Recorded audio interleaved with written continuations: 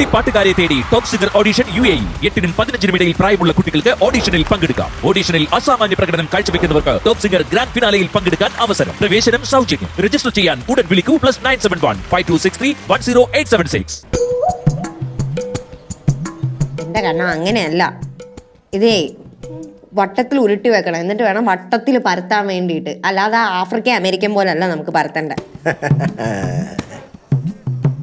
ഇതൊന്നുകൂടി ഇന്നും ഗോതമ്പുണ്ടയാ എടി, ഇതൊക്കെ ഒന്ന് മാറ്റി പിടിക്കടി. മനുഷ്യൻ കഴിച്ച് കഴിച്ച് മടുത്ത്. ഓ, ഇവിടെ എല്ലാവർക്കും കഴിച്ച് കഴിച്ച് മടുത്തവരാണല്ലോ. ഓ, ആ മക്കൊക്കെ തരാലോ.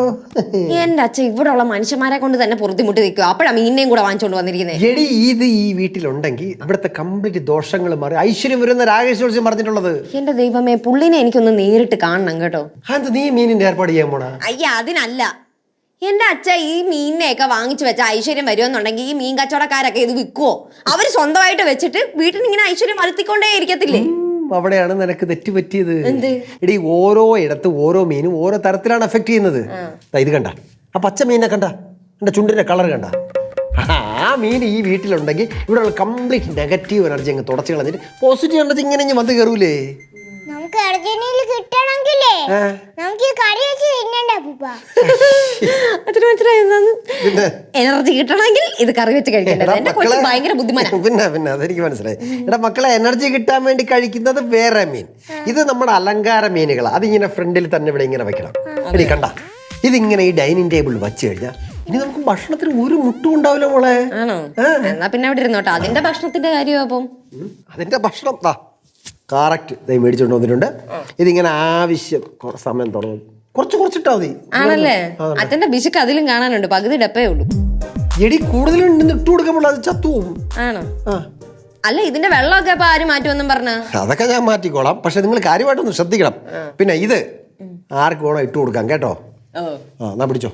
പക്ഷെ ഇവിടുത്തെ ചപ്പാത്തി ആരെങ്കിലും പരത്തിയാലേ ഉണ്ടാവുള്ളൂ. ചപ്പാത്തി പരത്താൻ നീ ഇവിടെ ഉണ്ടല്ലോ, പിന്നെ എന്തിന്?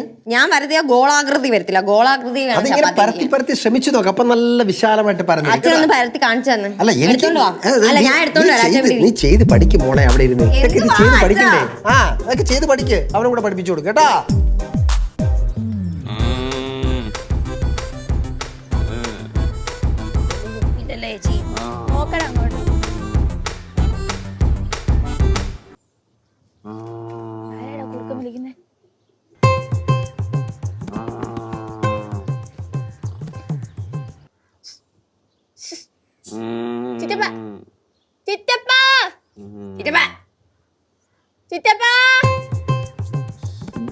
ചിറ്റപ്പ ഇവിടെ കിടന്നങ്ങ് ഉറങ്ങിക്കോ.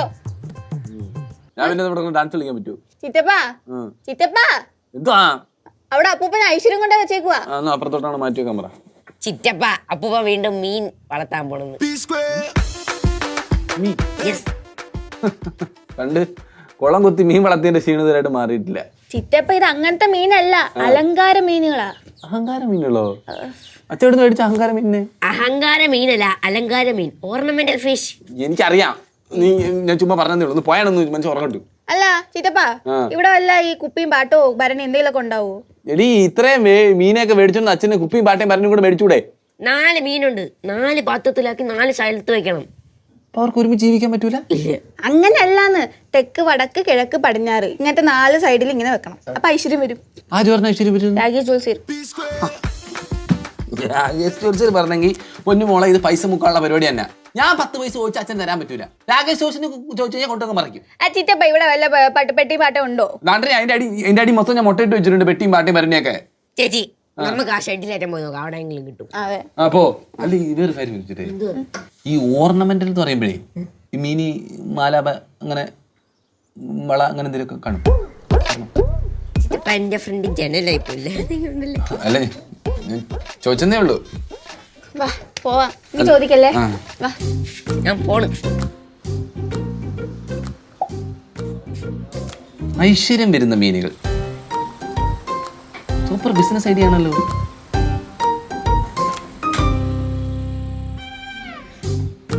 രതീഷേ, എടാ പിന്നെ സൂപ്പർ ബിസിനസ് ഐഡിയ വന്നു വിട്ടിട്ടുണ്ട്. ഐശ്വര്യം വരുന്ന മീനുകൾ. എടാ, എൻ്റെ കയ്യിലൊരു 4 മീനുണ്ട്. ഒരെണ്ണത്തിന് 5000 റേറ്റാണ്. ആ നമ്മളത് 4000 രൂപയ്ക്ക് മറിക്കുന്നു. അപ്പം 4 മീനാകുമ്പോൾ 16000 രൂപ. എങ്ങനെയുണ്ട്? ആ അതൊക്കെ ഞാൻ നിങ്ങൾക്ക് കൊണ്ടുതരാം. നീ ഇതിന് കൊടുക്കാൻ പറ്റിയ ആളുകളല്ലോണ്ടോ നോക്കും. ഒന്ന് ചെയ്യടേ, ഒന്ന് വല്ലതും പറഞ്ഞാണെങ്കിലും ഒന്ന്. ആ നീ നോക്ക്. ശരി ഓക്കെ. ആ